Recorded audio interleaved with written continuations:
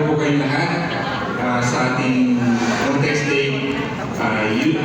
multi-stay Young Single Adult Conference. Ayan. Kanina, yung pumasok ako, talagang na-feel ko yung energy ng lahat, yung excitement, and then habang kasama ko si President Tompis, President Matuban, we felt talaga yung spirit of unity ng bawat isa.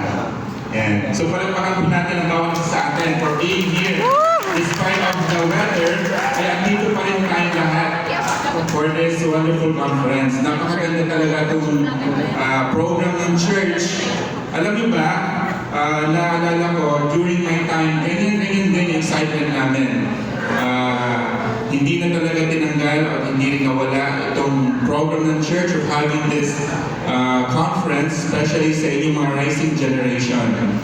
And then, ito talaga yung program na binigay sa atin so we can help each other, so we can uplift each other, so we can edify each other.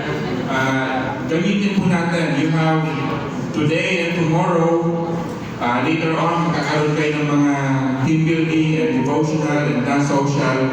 Let us use this. Let us take this opportunity, bawat isa sa atin, to feel yung Spirit of the Lord. Yan. Alam niyo ba, one of the many reasons, hindi ko na po patatagalin, pero konti lang. One of the many reasons kung bakit nabuo itong program ng church way back pa, nung panahon pa namin, kasi gustong, may mga, katulad yung youngsters, yung mga YSA, na talagang pag nasa simbahan sila, they feel na hindi sila fit sa church. Some, nafe-feel nila na off-track sila dahil hindi pa sila kinakasal. Yan. And then others, and others, gusto nila mag-feel that they are understood, that they are welcome. And yun yung dahilan why nagkaroon tayo ng program ng ganito. Para matanggal yun. Para matanggal yung mga aloofness, para matanggal yung misunderstanding ng mga youth, yung mga PST na katulad ninyo. Yun yung reasons why, some of the many reasons, so marami pong reasons, but these are the things that I can only give you ngayon. On why we have this kind of program. Hindi lang para sa mga SAs natin, kundi sa mga youth natin. Yan. So, ganun din, I would like to extend our gratitude sa lahat ng mga YSA leaders natin.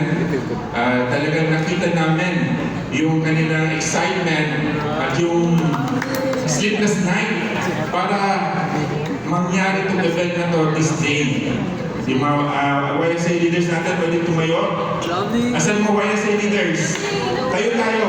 Para ma-recognize tayo. Sige na. Yan, YSA leaders. Yan. Diba? So, palagpakan natin sila. Kung hindi tayo sa kanila, this event will never happen. At andito rin kami mga leaders ninyo, mga servant of the Lord to support you. Yan. Na-witness namin lahat. So, I know, brothers and sisters, that this is truly the work of the Lord. And this is truly one of the very best program na binigay sa atin. So we can each other, we can help each other, we can lead each other to your covenant path. Yun yung pinaka-importante. So yun po ang focus ng church today to help the rising generations at sa iyo po yun. And to conclude this, I would like to end my opening remarks by giving you one of the quotes from President Russell Nelson during the YSA devotional.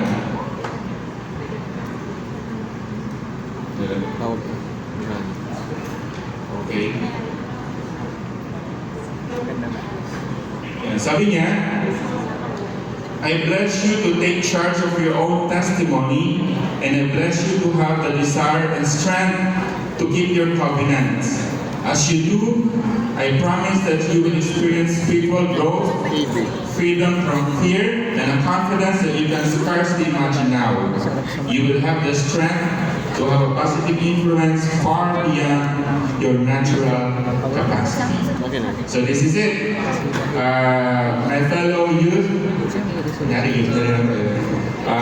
YSA pala, enjoy this day and tomorrow, and I hope you will learn a lot sa mga susunod na activities natin. So I share these things in the name of Jesus Christ. Amen.